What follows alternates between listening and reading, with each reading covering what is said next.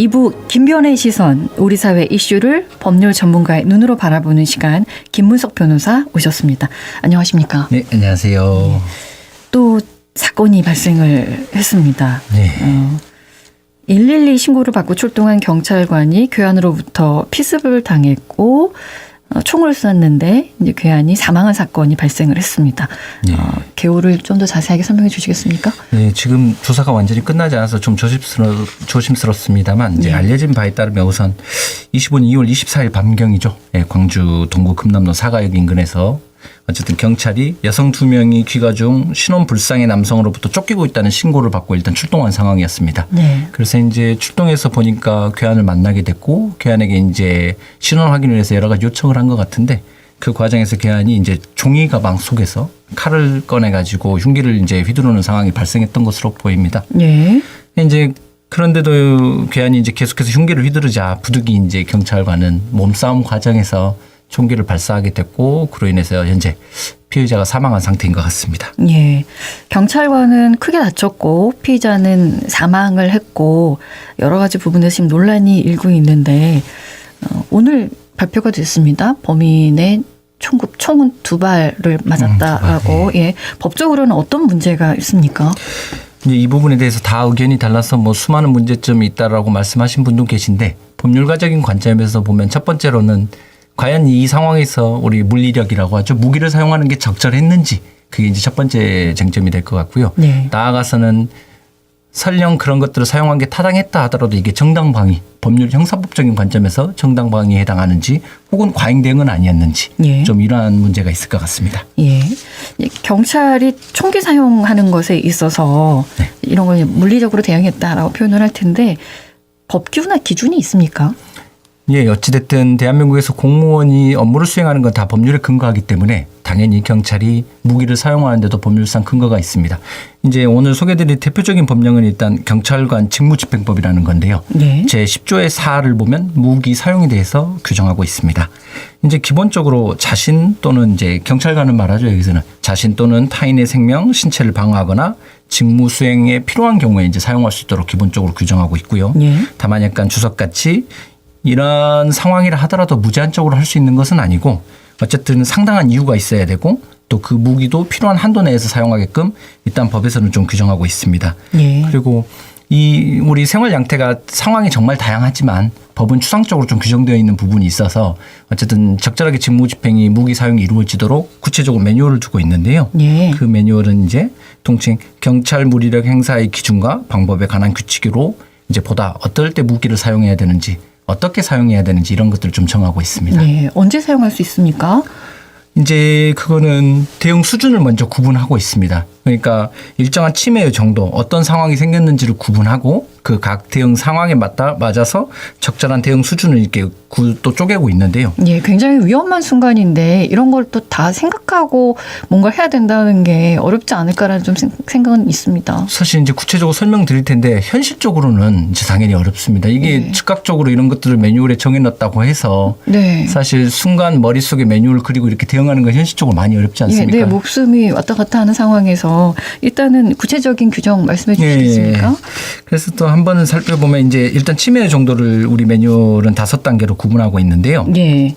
첫 번째로 이제 수능, 그냥 수능하는 거죠 피의자가. 나아가서는 소극적청, 이제 비협조, 뭐 요청을 했는데 거부한다 이런 수준으로 보시면 될 것 같고, 네. 적극적 저항, 뭐 폭력적 공격. 그리고 이제 치명적 공격 이렇게 5가지로 나뉘는데요. 이제 이번 사건과 좀 관련된 거는 이제 어떤 총기류, 이제 칼 같은 흉기 사용 이런 것들은 이제 치명적 공격인 상황으로 일단 분류가 될 것 같습니다. 그리고 이러한 침해 5단계 침해 상황에 따라 각 단계마다 이제 대응 수준도 한 5가지로 구분하고 있습니다. 예. 이제 첫 번째로는 협조적 통제.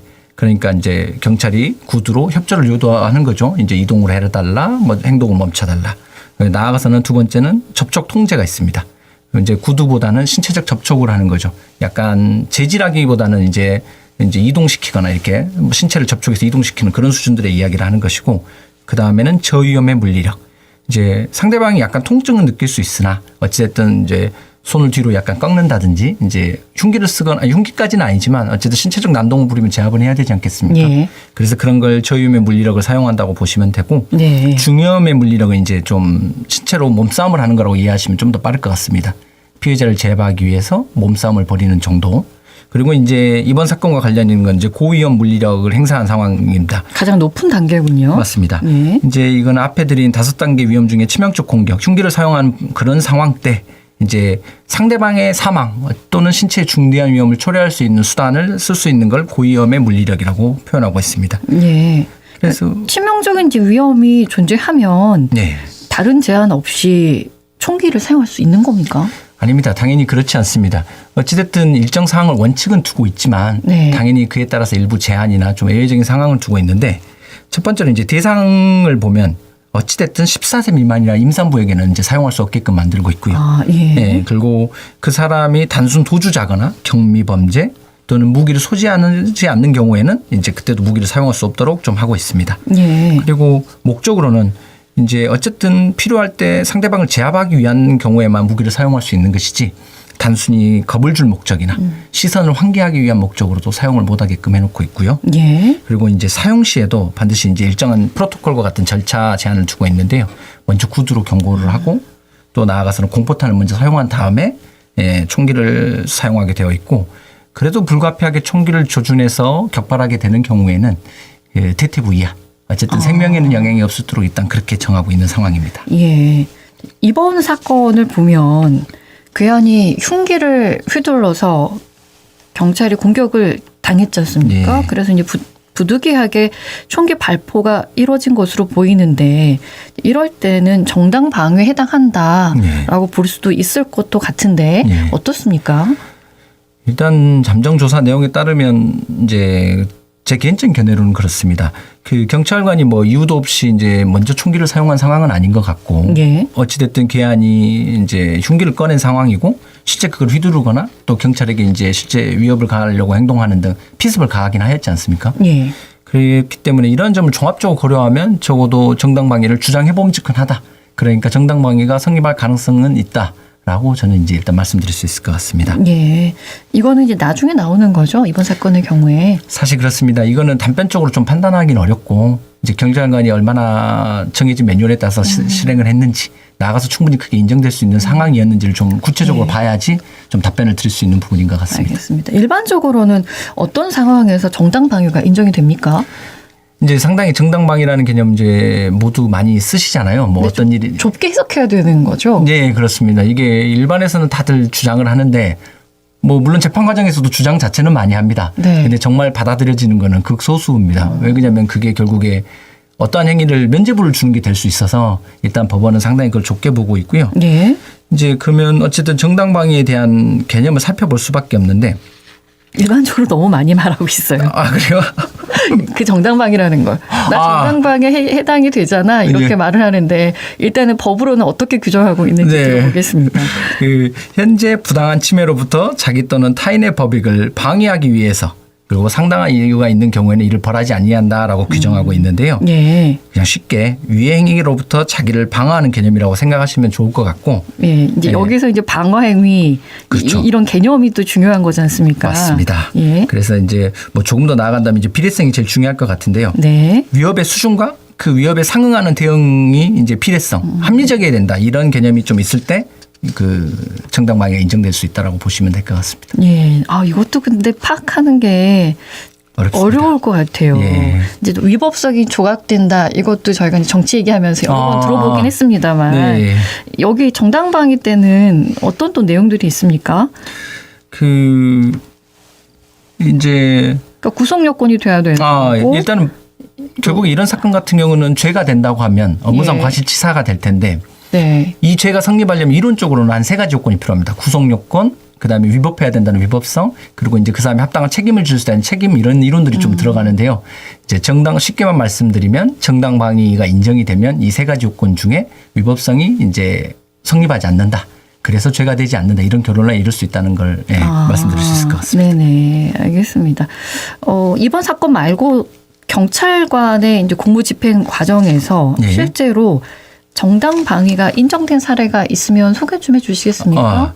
예, 이제 대표적으로 2001년경 사례를 소개드릴까 한데요. 뭐 양태는 이제 경찰관이 업무 집행 중에 발생하다 보니까 양태는 비슷합니다. 네. 이제 일일 신고를 받고 현장에 출동했고 다만 이제 덩치가 큰 어떤 씨름 선수와 같은 체격을 가진 사람들이 경찰 2명을 동시에 넘어뜨리다 보니까 예. 그리고 이어져서 한 명을 덮쳐가지고 위해를 계속하니까 옆에 있던 동료 경찰이 그걸 보고 이제 총기를 발포한 상황입니다. 예. 네, 그래서 이런 비슷한 패턴으로 이루어진 것들인데 대부분 1, 2심에서 보면 이제 유죄가 선고됩니다. 그리고 또 이제 대법원에서 결국에 정당방위 인정돼서 파기환송되는 취지의 사건들이 좀 더 많은 경향이 있습니다. 아, 예. 근데 혹시 네. 비슷한 경우에 정당방해가 인정되지 않으면 어떻게 되는 겁니까? 일단 제가 담당 경찰관의 입장이라면 정당방위는 아니더라도 그렇다면 내가 어찌됐든 업무상 과정에서 발생한 거고 이것 등은 법령에 따른 것이기 때문에 아마 정당행위란 걸 좀 주장해 볼 것 같습니다. 아. 헷갈리실 수 있는데 어찌됐든 내가 하는 행위가 법에 정해져 있는 것이고 업무상 한 거니까 정당행위라고 주장해 볼 수 있을 것 같습니다. 예. 그건 또 어떻게 되는 겁니까? 그럼 이것도 사실 비슷하게 유불선 조각될 가능성이 있습니다. 아, 예. 그렇군요. 근데 다시 이제 이번 사건으로 돌아와서 예. 경찰관이 피의자의 상반신을 겨냥을 하고 실탄을 발사해서 문제가 된다는 지적도 있는데 네. 이거는 이제 상반신이기 때문에 문제가 좀 되는 겁니까? 예, 상반신 이제 매뉴얼에는 상반신 대퇴부 이하를 겨냥하라고 되어 있기 때문에 그 자체로 문제가 된 것처럼 비춰질 수 있습니다. 근데 사실 그 매뉴얼이라는 것도 모든 상황을 특정할 수는 없기 때문에 이 상황을 좀 봐야 됩니다. 물론 거리가 어느 정도 확보되어 있다고 한다면 충분히 상반신을 겨냥하지 않을 수 있겠지만 네. 몸싸움이 벌어지는 긴박한 상황이라든지 너무 지근거리에 있어서 도저히 겨룰 수 없었다든지 이제 칼을 맞은 다음에 쏘기는 또 어렵지 않습니까? 네, 네. 그래서 그런 상황을 보고 이걸 판단해야 되지 무조건적으로 상반신을 겨냥했다 잘못했다 이렇게 보기는 좀 어렵지 않나 하는 생각입니다. 예, 너무 급박하니까요. 네. 내가 목숨이 위태롭다라고 했을 때 어떤 걸 생각할 수 있을지 좀 어렵긴 합니다. 예. 정당 방위나 정당 행위로 이제 인정이 되면 총기 사용에 대한 법적 책임은 모두 이제 정리가 되는 겁니까? 아닙니다. 또 그러지 않습니다. 사실 경찰들이 업무 과정 중에 적극적 대응을 주저하는 이유 중에 하나이기도 한데요. 이게 이제 형사적인 문제가 이렇게 불거지긴 하지만 사실 그 뒤에 이게 만약이라도 자신의 잘못이 어떤 게 드러난다 하면 자신 또는 어떤 국가가 이런 불법 행위에 대해서 손해배상 책임, 민사 책임이 남기 때문에 예. 사실 형사가 끝난다 해서 완전히 종결됐다고 보기는 어려울 것 같습니다. 아, 민사도 또 남아 있습니까? 예, 예. 아, 예, 그렇군요. 정당 방위다, 과잉 대응이다 논란이 꽤 있는데 개선해야 될 점이 있다면 뭐라고 생각하십니까? 사실 이제 어떤 업무를 수행하는 공무원들 입장에서는 이제 경찰관 같이 이제 무기를 사용하지 않으면 적극적으로 대응하지 않았다고 또 소극 대응이라고 비판을 받고요. 네. 또 너무 열심히 하면 혹은 이제 실수로 잘못 대응하면 과잉 대응이라고 비난받기도 쉬운 것 같습니다. 그리고 이거를 이제 바라본 시선이 이제 갈팡질팡하는 사회적 분위기가 있는데 제 짧은 생각은 어찌됐든 우리가 아까 말씀해 주신 것처럼 매뉴얼이 정해져 있지만 그 순간에 매뉴얼을 익히긴 생각해서 선택하기는 어렵지 않습니까? 예. 그래서 이 매뉴얼을 좀 실전에 맞게 좀 더 구체화시키고 어떤 사례화 시켜가지고 좀 더 경찰관들이 현장에서 적극적으로 대응할 수 있게끔 만들어주는 게 좋지 않을까. 나아가서는 무기라고는 하나 살상력이 조금 떨어지는 총기가 아닌 다른 대안적인 수단을 조금 제공해서 네. 경찰이 좀 적절하게 업무 집행할 수 있게 도와주는 게 우리가 또 고민해야 될 점이 아닌가 싶습니다. 예, 알겠습니다. 오늘도 말씀 고맙습니다. 감사합니다. 김문석 변호사와 함께했습니다. 언제 어디서나 내 손 안의 뉴스. 강주 MBC 뉴스 유튜브 구독으로 함께하세요.